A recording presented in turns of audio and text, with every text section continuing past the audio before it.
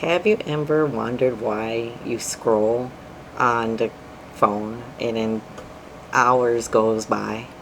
You look outside and it's almost nighttime and then you say, oh my god, holy crap, it's already this dark outside? Well, I kind of found a way to explain why that phenomenon happens. Ever since that I started to think about what time actually means. And just a disclaimer, I'm not like a professional of anything. I just got this idea from reading a book called Tufti The Princess. And yeah, this video is more meant to be like a discussion than this is what time is, period. And maybe somebody who's professional might be able to give me more insight.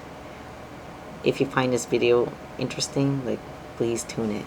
So, the book Tufti The Princess, where I got my inspiration from, what is it? What is it about? So, the Tufti The Princess is written from a perspective of the goddess of time, Tufti. But it pretty much tells you about like how to see your life as like one big timeline, like a film, and you're just living as a part of the film. But if you know your life is like a movie, then you wouldn't be able to take actions towards whatever happens in your future, like whatever you dream, whatever you want to manifest. So you're pretty much looking from the perspective of future to modify what you do in the present. Yeah, she calls this ability to see time a screen. This is a very overgeneralized description of the book. So if you find it interesting, please give it a read. When I read this book, I gave it some more thought and said, okay, how about this approach? I came up with this idea of what does time actually mean. That helps me to be motivated. That there's two different separate time. I call one as actual time and then another as conceptual time. Actual time is where they take a reference of the movement of the universe, how our planet Earth revolves around the star, the sun, and saying, okay, when it finishes revolving once, it's 1 year. They took 1 year and then broke it down to, okay, these are going to be the months, this is going to be 1 day, this is going to be 1 hour, 1 second. But one thing that people don't talk about is this other time that I want to focus on in this video is the conceptual time. What is conceptual time? It is how our brain perceives time. Because if you think about it, what do animals do to perceive time? What do humans back in the Stone Age? We didn't have this sense of time. They just kind of looked at the sun and say, okay, this is the time to start hunting animals so we have food. Oh, it's getting warmer or colder outside. That was it. They didn't really have the sense of time. Guess what? Animals do the same. They just look at the movements of the sun and say, okay, it's starting to get cold, we need to migrate or start hibernating. Oh, our body physically matured to a certain degree. Oh, I feel horny. So they start mating and creating offspring. Like, they don't really have a sense of like when they need to start doing a certain thing, right? They don't look at a watch and say, okay, it's time to mate. Okay, it's time to migrate. Oh, it's around September, October, November, where we have to start migrating south. No, they don't do that, right? It's not really normal for us to have this strict sense of time or rely on this thing called time. It's not natural for us. And we have something called circadian rhythm, but that's more of a physical response to our environment.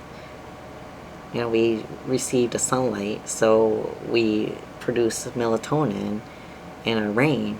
So when the night times comes, we can go to sleep. That's what circadian rhythm really is more of like a physical response to the environment. So why is conceptual time important?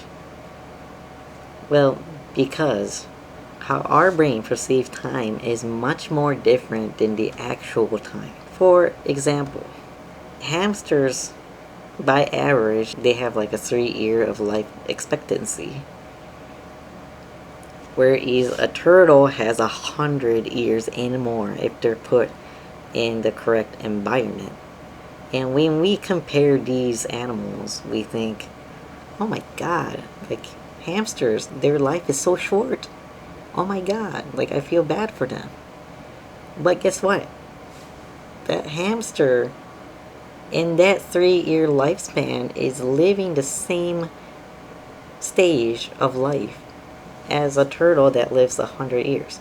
They go through puberty, they go through maturity, they go through adulthood, they become a senior,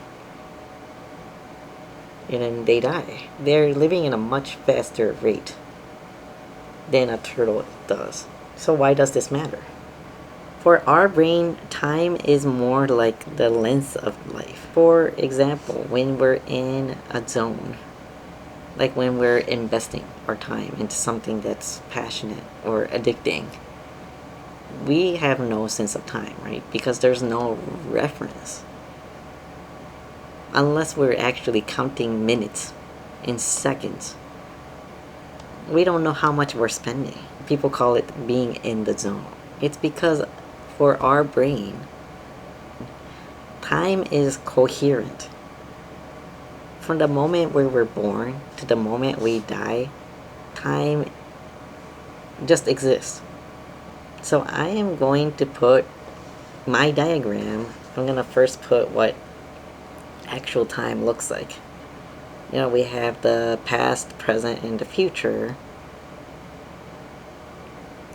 And then underneath that, I'm going to put what conceptual time looks like how our brain perceives time.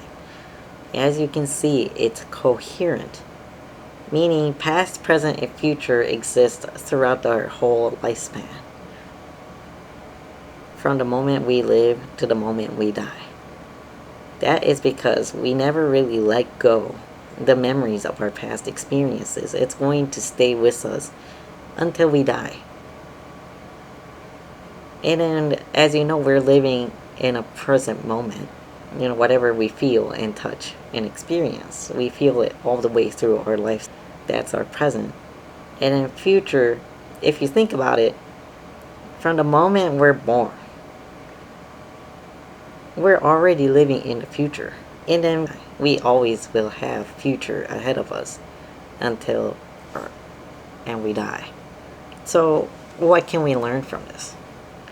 What is so important about differentiating between these two senses of time? It's because actual time helps us to be on track of our activities. Be able to do our routines and then do our job or go to school, submit our assignment at a certain due date, and be able to go to a business like a local restaurant during their operation hours. Conceptual time is like our life itself, the time that we're given to live on this planet Earth. Just being able to acknowledge where we're at in our life, what do we want to accomplish in our life, what do we want to experience, what do we value. All of that defines or is part of our conceptual time. It's our identity, it's our life, it's our future, up until the moment we die. This is kind of like my pet peeve, but young people, they think that they have like a whole life ahead of them. Like time feels so slow. But then when they're after they go to work and then they retire, then they think, I don't have anything else to do. You know, now that I'm just retired, I'm just not going to do anything until that moment I die. But you still have a future ahead of you. You're still breathing. You're still alive. So you should take your conceptual time much more seriously, because conceptual time is you. What do you want to do until the moment you die? People who take conceptual time seriously,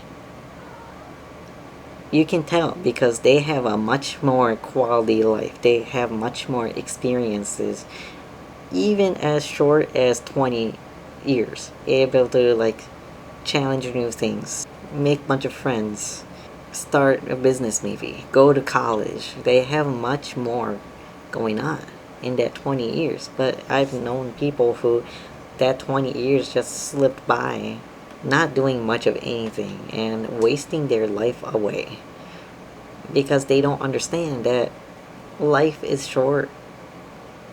They think that time is abundant because guess what? The actual time is infinite.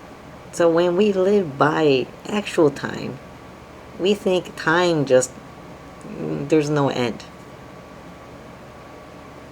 Oh, I'm just gonna watch this YouTube video for like 30 minutes to a couple hours because I can just do whatever I want the next day. Oh, I'm gonna actually get serious tomorrow. Oh, I'm just gonna like, I want to start a business, but I'm going to school. I'm just gonna start it like after I graduate college. No. How do you know that you're actually going to graduate from college? How do you know that you're not gonna get into some kind of accident and your life just ends there? I'm sorry for people who's anxious, but you do need that little bit of sense of urgency because you never know how much time is left for you. If you want to do something great and grand, if you do have like a purpose or dream, you do need like that little bit of urgency. Prove to yourself that your life and your time is very valuable. Ever since I experienced my grandfather passing away from a hit and run accident, I don't make any excuses anymore. I take people can die anytime, at any moment. No, life is not guaranteed. You're not really guaranteed that you're gonna live until 80. All you can do is make the most of the present moment that you're alive. I hope this video finds it helpful. Comment down below. If you like this video, give this video a thumbs up. And if you're interested in any other of my videos I have, please subscribe for future updates. And I'll see you in the next video. Bye.